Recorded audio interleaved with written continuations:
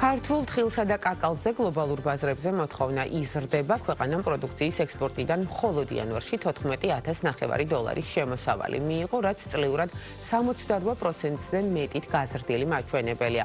თხილი და კაკალი საქართველოს წმინდა საექსპორტო პროდუქციის პირველ ხუთეულში 4,7%-იანი წილით შედის, თუ რა პოტენციალი აქვს ქართულ თხილს ადგილობრივ და საერთაშორისო ბაზრებზე, რა ბარიერები აქვს ექსპორტის განხორციელებისას მწარმოებლებს და რა გამოწვევების წინაშე არიან ისინი. თხილის მწარმოებელთა ასოციაციის აღმასრულებელი საბჭოს თავმჯდომარე მერაბ ჭითანავა გვერდდება თემაზე სასაუბროთ პირდაპირ ეთერში.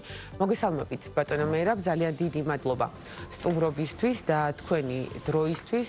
საუბარი მოდით დავიწყოთ გაზრდილი ექსპორტის მაჩვენებლით. საინტერესოა დავაიდენტიფიციროთ ფაქტორები, თუ რამ განაპირობა ეს მაჩვენებელი და ასევე ქართული თხილის ხარისხობრივი მაჩვენებლის შეფარდება ფასთან, როგორია საერთაშორისო ბაზრებზე თქვენი შეფასებით. მადლობა მოწვევისთვის. წლევანდელი გააქტიურება ევროპის ბაზრის საქართველოსთან მიმართებაში პირდაპირ არის გამოწვეული თურქეთის ბაზარზე მოსავლის რაოდენობის რადიკალური შემცირებით. შესაბამისად, რამაც გამოიწვია მსოფლიო ბაზარზე ფასების მკვეთრი ზრდა სეზონის დასაწყისში. უახლოესი ერთი თვის განმავლობაში ყოველკვირეულად პირიქითი ტენდენცია შეინიშნება სხვადასხვა ფაქტორებიდან გამომდინარე, ვთქვათ, სეზონის დასაწყისში თუ ევროპაში თხილის ფასი 14 ევრო, 14.5-იც იყო, დღეს სადღაც 10-11 ევროზე ჩამოვიდა.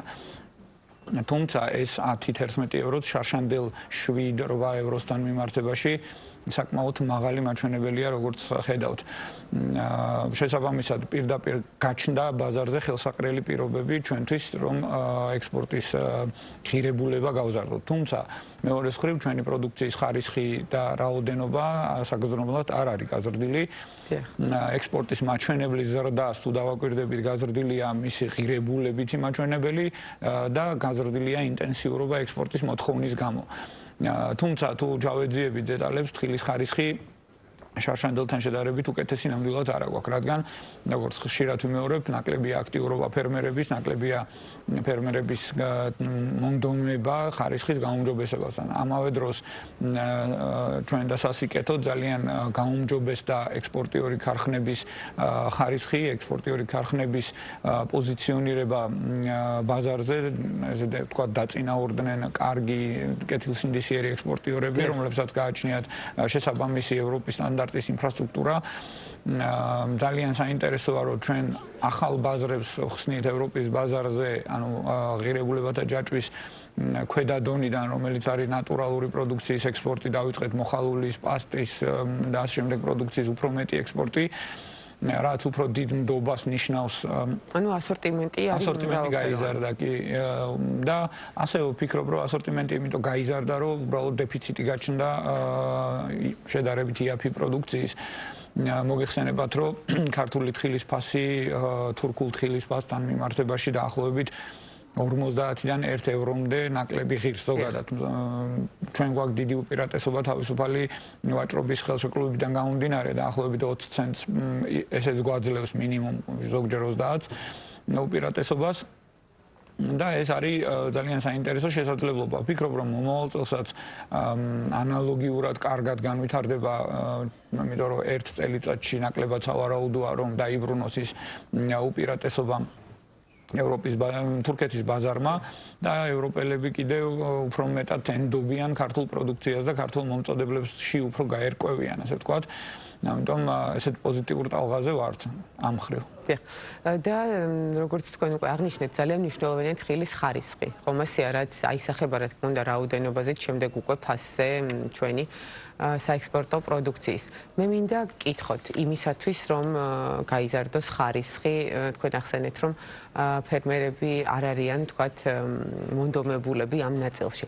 ერთის მხრივ ვისაუბროთ ქართული თხილის უკან მობრუნებულ პარტიაზე, ექსპორტირებული თხილის, რა იყო მთავარი მიზეზი ამ შემთხვევაში და ეს მაგალითი, ვთქვათ, რამდენად შეიძლება იყოს ბიძგი ფერმერებისთვის იმისათვის, რომ მათი мотиваცია გაიზარდოს. დავიწყებ მობრუნებული თხილის საკითხით, რომელიც უფრო მარტივად ასახსნელია. აქ საკითხი ეხება აფლატოქსინის ევროპის სტანდარტის დონესთან შეუსამბამობას.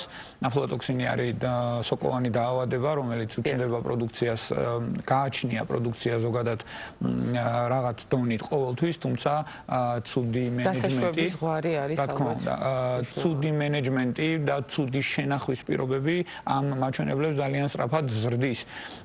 ამ პროდუქციის და ამ პრობლემის გამოვლენა გადამუშავების ეტაპზე ძალიან ძნელია. მიუხედავად იმისა, რომ მაგალითად სურსათის უმნებლობის აგენტოს აქ ძალიან თქვათ მკაცრი ზომები ექსპორტთან, თხილის ექსპორტთან მიმართებაში და ყველა მანქანა, რომელიც გადის საქართველოდან მოწმდება აფლატოქსინზე და საკმაოდ ისე ვთქვათ დეტალურად, მაინც ეს ისეთი ფორმის პრობლემა, რომელიც იდენტიფიცირება ესე მარტივად ვერ ხერხდება. შესაბამისად, არის იმის ალბათობა, რომ აქ შემოწმდეს არ აღმოჩნდეს და ევროპაში ჩავიდეს და აღმოჩნდეს და ის პროდუქცია უკან ბრუნდება საქართველოში. ისევ გავიმეორებ, რომ ამის პრევენცია ძალიან ძნელია წარმოების ეტაპზე. ამის პრევენცია უნდა მოხდეს თხილის მოვლის და მერე შენახვის, აი მოსავლის აღებიდან მისი გადამუშავების მომენტამდე. ყველაზე მარტივი გამოსავალია, რომ ბუნებრივია მოვლილი თხილის ბაღი იყოს.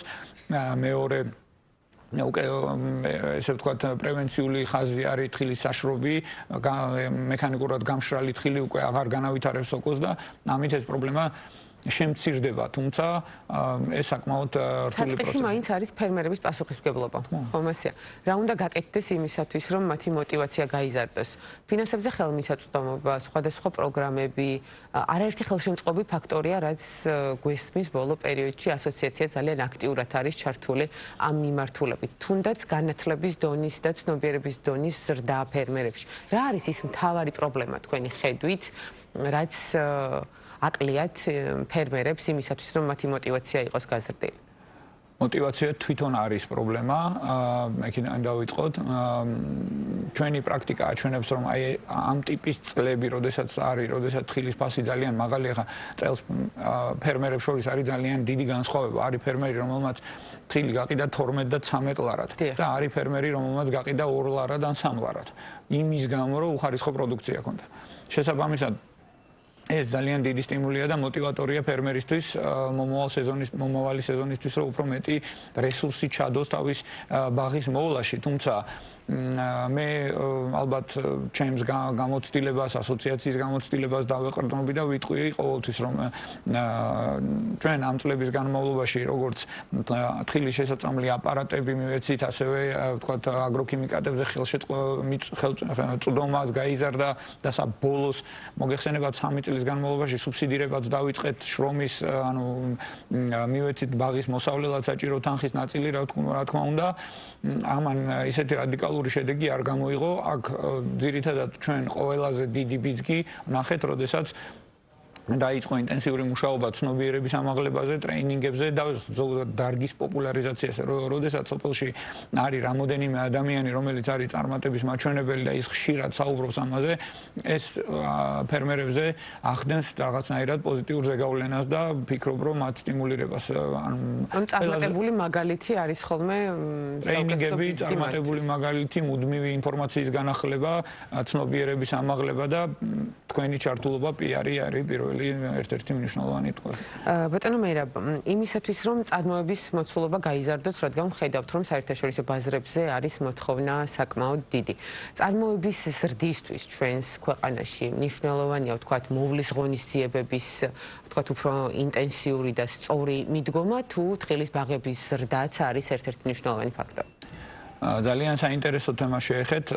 თურქეთის ბაზრის ესეთი რთული ფორმატის გამო დაიწყო რამოდენიმე ათეული წლის წინ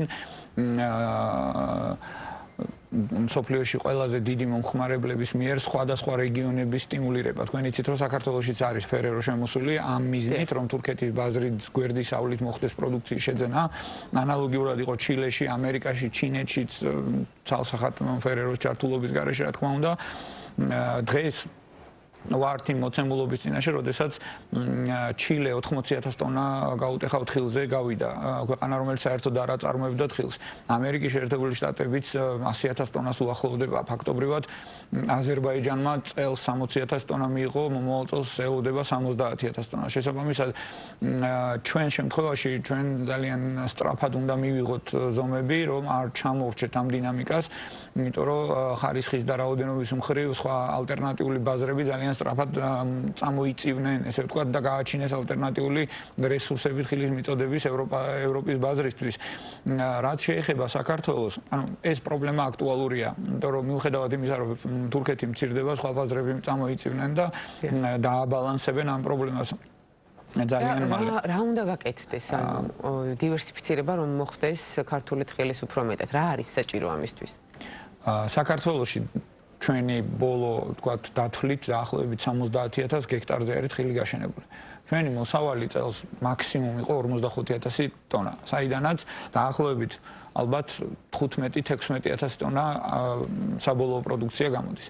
ეს იმას ნიშნავს, რომ 70,000 გექტრის გამოყენების ოპტიმალური გამოყენების ფანჯარა არის ძალიან დიდი. 70,000 გექტარზე ჩვენ შეგვიძლია 140,000 ტონა თხილი მივიღოთ. რეალურად დღეს 45 გვაქვს, ისიც ნაკლებად ხარისხოვანი. შესაბამისად, ახალი ბაღების გაშენება ნამდვილად კარგია, იმიტომ რომ ახალი პროდუქცია და უკეთეს ხარისხს მივიღებ და სასურველია, რომ ინდუსტრიული ბაღები იყოს, რომლებიც უფრო ფოკუსირებულები არიან და არ ჭირდებათ გარე სტიმული ხარისხის მისაღებად. თუმცა ის არსებული რესურსი, რომელიც ჩვენ გაგვაჩნია, თავისუფლად მოგცემს საშუალებას, რომ კონკურენცია გაუწიოთ ახალ ბაზრებს და ანუ არსებული რესურსის გამოყენება ფერმერების სტიმულირებით ძალიან სწრაფად შეგვიძლია წავიწევთ. ახალი ბაღის გაშენება არის 7-8 წლის პროცესი, ან დარგვიდან მერვე წელს რაღაც რესურსზე გახვალ და არსებული ბაღის ოპტიმიზაცია არის 2 სეზონი, მეორე სეზონზე უკვე შეგიძლია ტონანახევარს 2 ტონაზე გახვიდე. კი ბატონო, გადამამუშავებელი ინდუსტრიის განვითარება, დამატებითი ინფრასტრუქტურის განვითარება რამდენად არის ასევე ამ ღირებულებათა ჯაჭვის მნიშვნელოვანი კომპონენტი ამ ეტაპზე? ბუნებრივია, გადამამუშავებელი საწარმოები ყოველთვის არიან გამოწვევის წინაშე. პირველი რომ თხილის საშრობები რეგიონებში არ არის ნაკლებია და ფერმერები ინახავენ სახში პროდუქციას და ეს იწვევს ამ ყველაფერს მერე საბოლოო ჯამში. მეორე საკითხი არის მნიშვნელოვანი ის, რომ მუშახელის ნაკლებობა არის ყველგან, როგორც თხილის მოსავლის აღების პროცესში, ასევე თხილის გარჩევის პროცესში. დღემდე 90% ჩვენი საწარმოების იყენებენ ფიზიკურ შრომით რესურსს თხილის გასარჩევად. და როდესაც არსებობს ძალიან წარმატებული და კარგი გასარჩევი აპარატები, რომლებიც ამ პროცესს დააჩქარებენ, უფრო ხარისხიანს გახდიან და ასევე უფრო დიდ სანდოობას მისცემენ ევროპელ პარტნიორს, რომ მიიღოს ეს პროდუქცია თავისი მომწოდებლისგან. რა თქმა უნდა, საინტერესოა უკვე შემდგომი ეტაპებიც, მოხალვის და პასტის ნაწილებიც, თუმცა ყოველ შემთხვევაში საბაზო ელემენტები ამ საკითხებზე ძალიან კარგი იქნებოდა, რომ ხარდაჭერა მიგვეცა საწარმოებისთვისაც. კი ბატონო, მუშახელის დეფიციტი ამ ნაწილშიც არის ძალიან მნიშვნელოვანი. აღნიშნეთ, რა არის ამის მთავარი განმაპირობებელი ფაქტორი? ჩვენ ვიცით, რომ უამრავი ადამიანი სწორედ იგივე საქმის გასაკეთებლად მეზობელ ქვეყნებში მიემგზავრება. ეგ პრაქტიკა გვაქვს და ბევრჯერ გქონია იმის შემთხვევა, როდესაც დაგვითვლია რეალურად შემოსავალი, შარშან მაგალითად თხილის მოსავლის აღება 60-70 ლარი იყო დღიურად. დიახ. და იყო ადამიანები, რომლებიც 120 ლარსაც მიიღებდნენ შრომის შედეგად. მაგრამ მიუხედავად ამისა, ისინი არჩევენ იგივე თანხაში თურქეთში წავიდნენ და იქ მოსავალი აიღონ, მე ჩამოვიდნენ და არ ვიცი, ეგ ძალიან ძნელია, ასე საკმაოდ მასშტაბური გამოწვევა და ალბათ ისე კომუნიკაცია, პროპაგანდა, საუბარი, ახსნა, მოწვევა, პირობების შექმნა და ესეთი ფორმატი სჭირდება უბრალოდ ამას გარედან. ალბათ ვერავინ ვერ გააკეთებს, ეს თვითონ ბიზნესმა უნდა დაარეგულიროს. მე ვფიქრობ, რაც შეეხება ქარხნებს, აი ქარხნების ნაწილში ალბათ უფრო დაუახლოვდეთ უნდა ევროპულ მოდელს, უნდა იყოს სპეციალური სელექციის დანადგარები და რამოდენიმე მუშა, რომელიც შემდგომში ამას გააკონტროლებს. ეს იქნება ოპტიმალური მოდელი, მაგრამ აქაც პრობლემა ის არის, რომ ჩვენი პროდუქცია იმდენად უხარისხოა, რომ ძალიან დიდი შრომა სჭირდება, რომ გაირჩეს და მაინც მივდივართ ყველა შემთხვევაში ხარისხთან. თქვენ ახსენეთ ფერე, რომ სხვა საერთაშორისო ბრენდები თუ ინტერესდებიან ქართული თხილით? მე ვფიქრობ, რომ ჩვენ ასე პირდაპირ თუ ირიბად წარმოდგენილები ვართ ყველა დიდ მოთამაშის პორტფელში აბსოლუტურად და გააჩნია რა გზით შედის მან პროდუქცია და რა რაოდენობით, თუმცა ეხლა ფიზიკურად აქ რო ნესტლეს და მარსის შემსყიდველი პუნქტები გქონდეს, ეს არ არის აუცილებელი, არც თურქეთში არის ფერერო გამოირჩევა თხილის სექტორში განსაკუთრებული აქტიურობით, თორე დანარჩენი ორგანიზაციები უბრალოდ საბოლოო პროდუქციას ყიდულობენ და ისინი ყიდულობენ ქართულ პროდუქციასაც და ამის პრობლემა არ აქვს. ძალიან ინტენსიურად არის წარმოდგენილი საქართველოს თქვათ თუნდაც გამოფენებზე, როგორც რავი, ევროპის მოწინავე გამოფენებზე, ასევე აზიის, ასევე ამერიკის შეერთებული შტატების და თითქმის ყველგან ვართ წარმოდგენილი. კიდევ ერთხელ დავბრუნდები, რომ ყველაზე მარტივი ამ სექტორის მხარდაჭერის გზა არის ფერმერების მხარდაჭერა, ფერმერების გააქტიურება და ამის შემდგომი ეტაპები ძალიან მარტივია, იმიტომ რომ ინფრასტრუქტურა უკვე წლებია გვაქვს და მარტივად რო ვთქვათ, ქარხნებს თუ მივაწვდით ხარისხიან პროდუქციას, ისინი ძალიან სწრაფად გააკეთებენ თავიანთ საქმეს. კი ბატონო, ანუ ცნობადობა ქართულ თხილს აქვს, შესაბამისად მოთხოვნა არსებობს და ექსპორტის პრობლემაც არ იქნება. სანამ ადგილობრივ ბაზარზე ქართული თხილის საკითხს შევეხებით, რაც ამ ბოლო პერიოდში არის ძალიან აქტიური, მინდა გკითხოთ, ახსენეთ თქვენ სოკოვანი დაავადებები. გარდა ამისა, თხილთან ასოცირდება აზიური ფაროსანა. ეს საკითხი რამდენად დგას პრობლემურად კიდევ დღის წესრიგში? ეს არის უკიდურესად მნიშვნელოვანი პრობლემა, რომელიც არის სეზონური. მას ახასიათებს მაგალითად თუ ერთ სეზონზე სექტორმა არ შეამცირა ფაროსანას რაოდენობა, მეორე სექტორზე გვექნება 2016-17 წელი. შესაბამისად, მოდუნების საშუალებას ის არ მისცემს სექტორს არავითარ შემთხვევაში. თუმცა კარგი მხარე ის არის, რომ ჩვენი პრაქტიკიდან გამომდინარე ძალიან კარგად გავიგეთ, რომ მინიმალური შრომით და ხარჯებით შეიძლება ამ ფაროსანას ეფექტის ბაღიდან მოცილება აბსოლუტურად. ანუ ფერმერს ჭირდება 300 ლარის პროდუქცია, რომ მთელი სეზონის განმავლობაში პრობლემა არ ქონდეს გექტარზე. შესაბამისად, სახელმწიფოც, ანუ იმ ტერიტორიებს, სადაც ფერმერი ვერ წვდება, ინტენსიურად სოფლის მეურნეობის სამინისტრო ამუშავებს და ამის პრობლემაც არ აქვს, ასე ვთქვათ. თუმცა, რო გამეორდები ისევ, რომ თუ ბახს არ მოუარე, მაგას უბრალოდ გაანადგურებს ფაროსანა და აქტუალური პრობლემაა ის, რომ თვით დინებით მიიღო მოსავალი, ეს უკვე ფიზიკურად შეუძლებელი გახდა. ამის გარდა გვაქვს ახალი გამოწვევა, რომელიც არის ამ თხის ბუჩქების უეცარი ხმობა. დასავლეთ საქართველოში არის გავრცელებული, ვაკვირდებით, ძალიან სწრაფად ვითარდება, შარშან ძალიან ცუდი შედეგი ჰქონდა, დაახლოებით 7000 გექტარზე გახმა თხილი და დავაკვირდებით და ვნახავთ, რამდენად იქნება. განაცვლება თუ ხდება ახალი ენერგიებით? ვერ მოხდება ისინი გახმება, ანუ უნდა დამუშავდეს ჯერ და მერე. ანუ ნიადაგშია პრობლემა? ხო, სოკოვანი დაავადება ბაქტერიაა ნიადაგში, რომელიც რაღაც ეტაპზე მცენარეს ახმოვს მთლიანად და ის სპილენძით ძალიან ინტენსიურ დამუშავებას საჭიროებს, რომელიც საკმაოდ და ამ პრობლემის მოგვარების ნაწილში თუ არის ჩართული სოფლის მეურნეობის სამინისტრო, ანუ სახელმწიფოებრივ დონეზე თუ არის პრობლემის აღმოფხვრა უკვე დღის წესრიგში? ძალიან დიდი, ესე ვთქვათ, ეტაპი გავიარეთ, იმიტომ რომ ეს დაავადება იმდენად გაურკვეველი იყო, რომ დაახლოებით 3 წელი ვერ ვარკვევდით, რის გამო ხდება ამ ბუჩქების ხმობა. ძალიან ინტენსიური მხარდაჭერა ჰქონდა სამეცნიერო კვლევითი ცენტრის უცხოელი სპეციალისტების რამოდენიმეჯერ ჩამოვიყვანეთ საქართველოში, ათობით ანალიზი ჩავატარე და ბოლოს გავედით ამ ფსევდომონას ბაქტერიაზე, რომელიც ვიცით როგორ უნდა მოგვარდეს. ყოველ შემთხვევაში, ანუ 100%-იანი შედეგი ნამდვილად არ აქვს, ეს სოფლის მეურნეობა და ყველაფერს პრაქტიკა დაკვირვება სჭირდება. თუმცა ვიცით, რომ სპილენძის წამლობით, 3%-იანი სპილენძის ორჯერადი წამლობით ეს პრობლემა შემცირდება და გვაქვს იმის მაგალითები, რომ ის ფერმერები, რომლებიც ინტენსიურად ამას იყენებდნენ, მათი ბაღები იმდენად არ არის დაზიანებული. შესაბამისად, ესე ვთქვათ, ეხლა გადავედით იმ ეტაპზე, რომ რაღაც მენეჯმენტი შეგვიძლია. კი ბატონო, და ადგილობრივ ბაზარზე ქართული თხილის ნაწილს შევეხოთ, რამდენად არის ინტერესი იმისა, რომ ქართული თხილი იყოს ადგილობრივ, თუნდაც ქსელურ მარკეტებში წარმოდგენილი და ასევე ის დამატებითი ბარიერები, რაზეც არაერთი სექტორი საუბრობს, თქვენ რამდენად გეხებათ? მე მგონია, რომ თხილს ეგ პრობლემა ნამდვილად არ აქვს. ვფიქრობ, რომ ქართველი მწარმოებლები იმდენად ინტენსიურად არიან ჩართულები იმაში, რომ მოახდინონ თხილის რეალიზაცია, უბრალოდ ძალიან ნაკლებია შანსი იმისი, რომ იმპორტირებული თხილით მოხდეს ბაზრის გაჯერება, ანუ ძალიან ცოტაა ჩვენთან მოხმარება ზოგადად, მაგრამ მე ვფიქრობ, რომ ქართველი წარმოებლები ამ საკითხს ძალიან მარტივად გაართმევენ თავს. კი ბატონო. და მოდით ვისაუბროთ უკვე 2026 წელს მოლოდინებზე, როგორია? ჯერ ადრეა. მაგრამ ფერმერები მთელი წლის განმავლობაში ახორციელებენ ხოლმე ციკლურად მოვლის პროცედურებს.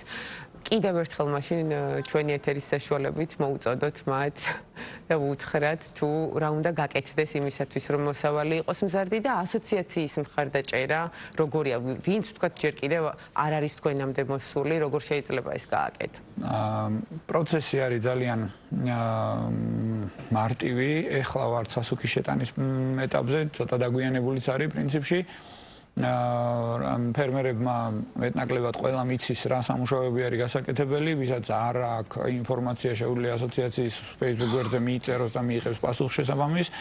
მეორე საკითხი არის რომ დამაიმედებელია ჩვენი პრაქტიკიდან გამომდინარე, როდესაც მომავალ სეზონს წინ უძღვის მაღალფასიანი სეზონი, აქტიურობა ფერმერების ბევრად უკეთესია და ბევრად მაღალია. მოლოდინი მაქვს იმისი, რომ წელს ალბათ უფრო მეტი შედეგი და უკეთესი შედეგი გვექნება, ვიდრე ქონდა შარშან. ამისთვის წინაპირობა ყველაფერი შექმნილია, ყოველ შემთხვევაში სექტორს გააჩნია ცოდნაც, განათლებაც და რესურსებიც. ამიტომ მე პოზიტიურად უყურებ მომავალ სეზონს, ვფიქრობ, რომ უკეთესი იქნება ცალსახად. კიდე ბოლოს მაინც გითხავთ, როგორია ფერმერების უკავშირი, ანუ მიუხედავად არაერთი მხარდამჭერი პროგრამისა, რა ჭირდებათ მათ ყველაზე მეტად, თქვათ იმას, რასაც ვერ იღებენ ახლა სახელმწიფოსგან? მე ვფიქრობ, ფერმერებს ჭირდებათ პირველ რიგში мотиваცია და ჩვენ გვაქვს ძალიან ბევრი მაგალითი წლების განმავლობაში იმისი, როდესაც ფერმერს გამოწვევა ჰქონდა ისინი გაერთიანდნენ, ჩაერთნენ ამ პროცესში და ესე ვთქვათ, რაღაც მუხტი წამოვიდა სექტორიდან, მხარდაჭერის რესურსის მოძიება არ არის პრობლემა. დამერწმუნეთ, რომ მე ვიცი რამოდენიმე სხვადასხვა პრობლემის მიმართ, თუნდაც ფაროსანას მიმართ. თვითონ ამ ფაროსანას არ ვიცი რამდენი გვაქვს დრო უბრალოდ შემიძლია მოგიყვეთ. ანუ ფაროსანას გამოწვევა როგორ დაალაგდა, რომ პირველად 1000-მა ფერმერმა აჩვენა, რომ შეუძლია მართოს ეს პრობლემა. როდესაც თელმა სექტორმა მოსავალი ვერ აიღო, ასოციაციის წევრმა 1000-მა ფერმერმა შეწამლა ბაღები, მიიღო მაღალი ხარისხის მოსავალი. ამის შესახებ ინფორმაცია მივაწოდეთ სოფლის მეურნეობის სამინისტროს, ვანახეთ ის მოდელი, რომელიც ჰქონდა ამ 1000 ადამიანს დანერგილი და ის მოდელი შემდგომში გაუმჯობესდა და გავრცელდა მთელ სექტორზე. შესაბამისად თუნდაც ამ ხუმობის საკითხზე თუ იქნება ჩართულობა და ესე ვთქვათ მხარდაჭერა დაახლოებით 500-1000 ფერმერის, ბუნებრივია რომ შემდეგ სეზონზე ამ წარმატებული მაგალითის გავრცელების პრობლემა არ იქნება შესაძლოა. ანუ мотиваციასთან ერთად ინიციატივაც აუცილებელია მათი მხრიდან იმისათვის რომ მიიღონ ადეკვატური მხარდაჭერა, რაც საბოლოო ჯამში რა თქმა უნდა აისახება სექტორის მოსავლიანობაზე, შემდეგ უკვე შემოსავალზე და ასე შემდეგ.